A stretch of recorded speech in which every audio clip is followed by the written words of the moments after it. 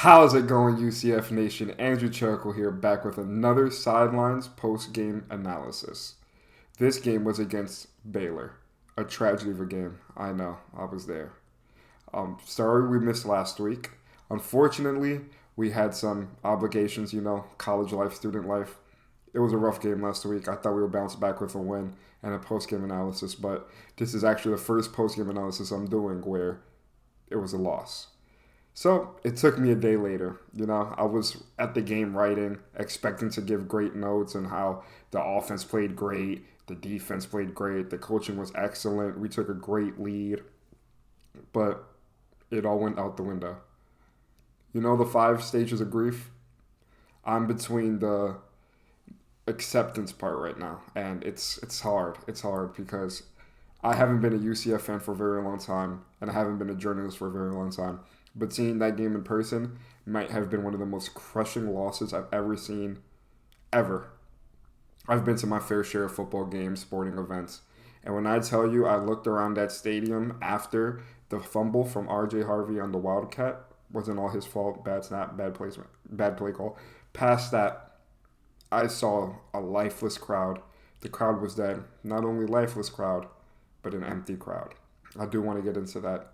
By no means was the student section's fault that we lost this game. We were up 35-7. That's not an excuse. What does suck is not having the fans there to rally on the team when we need it. Yes, like I said, 35-7, fans have obligations. College students have obligations. I'm a college student. If I wasn't a journalist, I probably wouldn't have stayed the whole game. But the fact that the fans weren't there, I know it cost us a little bit in terms of momentum.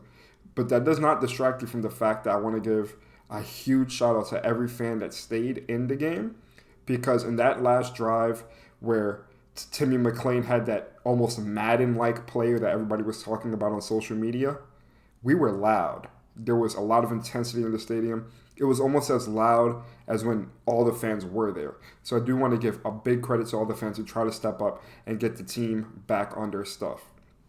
So yeah, I just want to talk right now about how disappointing the offense was, how disappointing the defense was. And there was a lot of good, so much good in the beginning of the game. So starting off, Timmy McClain, he was making nice throws.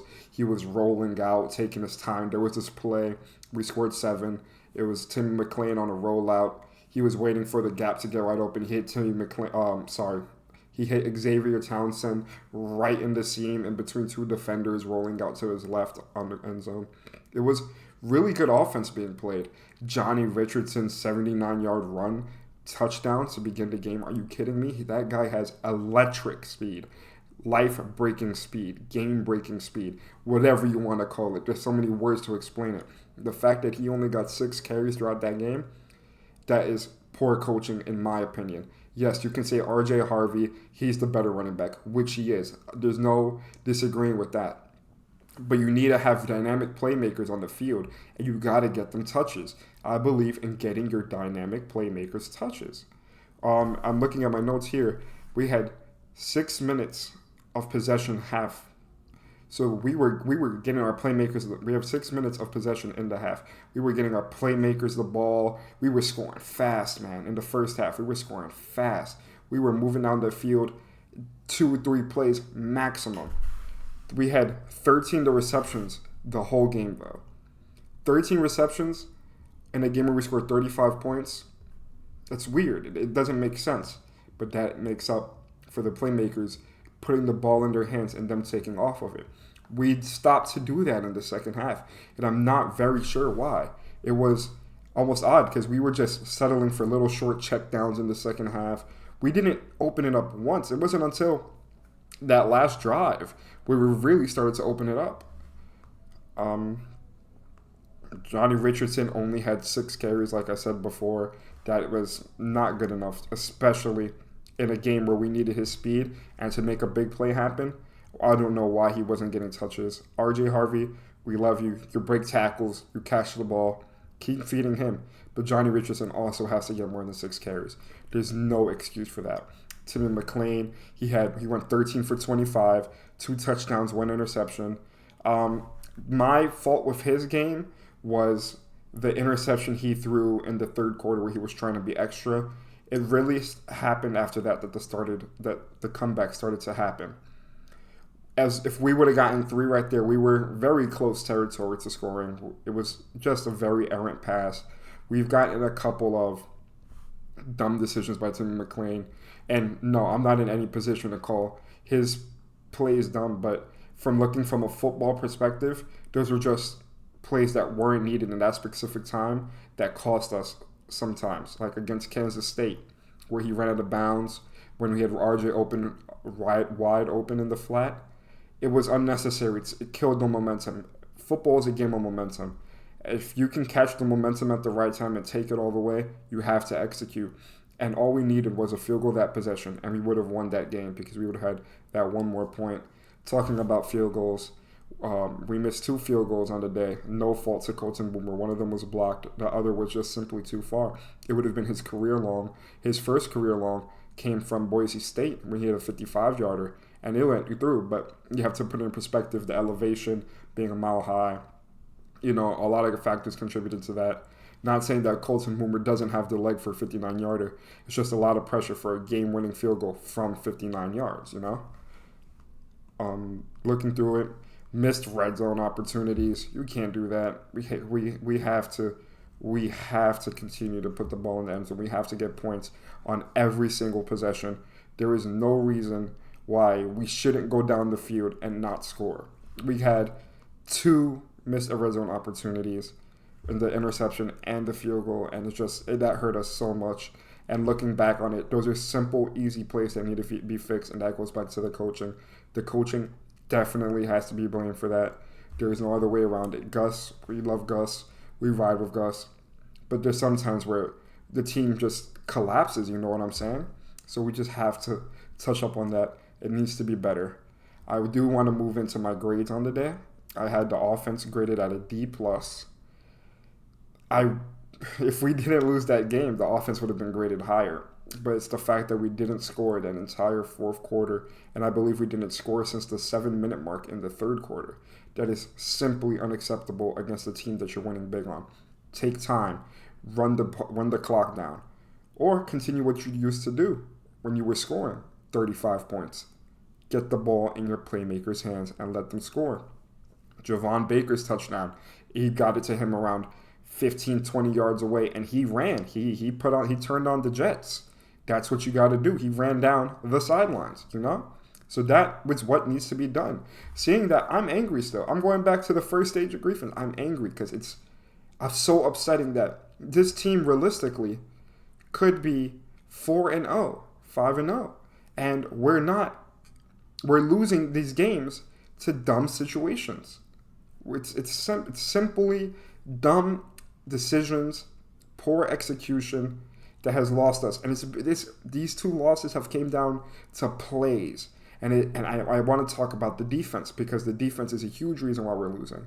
The 2 games we lost, 44 points given up, 36 points given up. We're not going to win any games giving up almost 80 combined points. What is the defense doing? We need to step up. We need to put more pressure on the quarterback.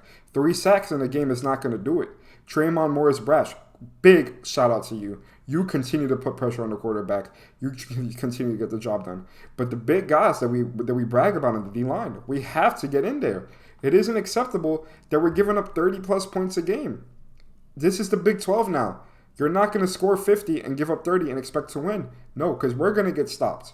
So we have to get stopped them, That's not acceptable. I'm very displeased with the defense. The defense on the day gets a D-. I cannot complain enough. We were doing so well until half. We were getting past great PBUs. We were tackles for loss, interception. We were doing fantastic. And some reason it just dwindled down immediately. I don't understand why. No fan understood why. I don't even think the players understood why. And it falls back on coaching. The players execute, yes. Players need to execute. Coaches need to get them back in the moment. It seems like the players, they were just letting the game go by them. UCF, in the most cliche way, Baylor didn't win this game. UCF gave it to them. There was no reason for us to give Baylor the greatest comeback win in their program history. No reason for it. And I wish I had my coworker Nick here today to also explain his frustrations, because I know he would be going off a lot harder than me. I consider myself a pretty passive speaker when I talk about the game. So, and I was frustrated. I was throwing my F-bombs all over the place. You know how it goes. It's sports. It's what you live with. Okay? So now that I'm done ranting about the game, we move on to next week. You know, it's losses happen. The L's on the calendar. Can't do anything about it. Let's move on to next week. These are some keys that I written down for the next game. So JRP should be starting next week. It should be a toss-up. Depends on how his leg is feeling. He was warming up. He was suited up. He should play next week. I expect him to have a fast-paced game, but he needs to be protected. We can't let him scramble 10 yards and get hit big again. He is our starting quarterback, and it's evident that we need his leadership down the stretch of these games if we want to win in the Big 12.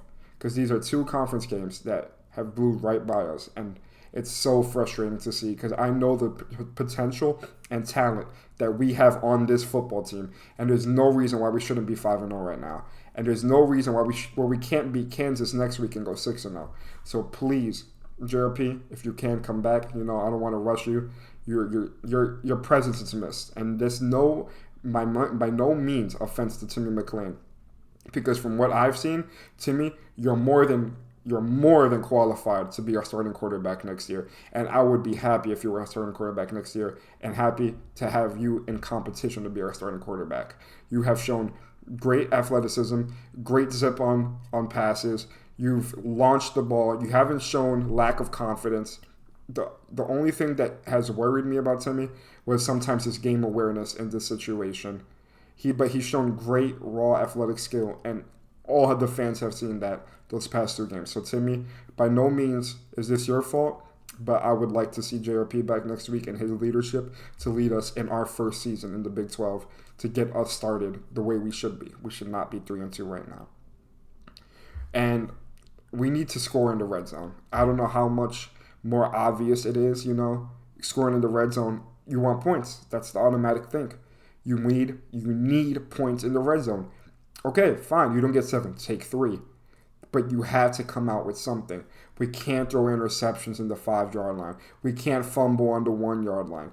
Watching the game in person, that fumble from the Wildcat formation, which I'm still bamboozled on why we did Wildcat formation right there. All we needed to do was do a couple more inside zones, a read option or two, and get into field goal range for Colton Boomer to take us over the lead.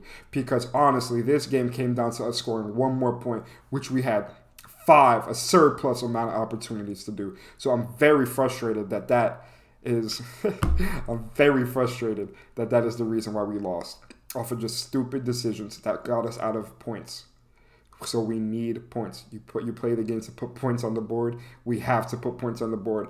Don't come away with empty opportunities, especially that Kansas's QB is questionable to play. He's been very good this season when he has played, so we need to evaluate that. But that is still a very good football team who has won games without him.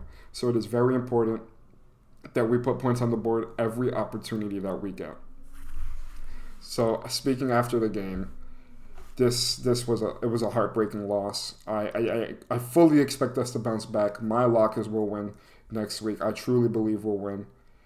And thank you for watching. My name is Andrew Cherico, represented by Sidelines UCF. I just want to give a quick shout out to all the fans who have been watching the videos, liking the videos, leaving comments, and even subscribing. Thank you all so much. And if you enjoy this, if you're a first-time watcher, please go ahead and subscribe. We're college students, but we try to make the time that we can to give you the best content possible. I have something great in the works for you guys. It's fan interviews at the tailgate. So if you're watching this video, you're the only one that knows this, because I haven't announced it on Twitter yet. And along with that, be sure to follow me on Twitter, Andrew_Cherico, and be sure to follow the Sidelines UCF page on Twitter, and we'll see you on the sidelines. Go Knights, charge on.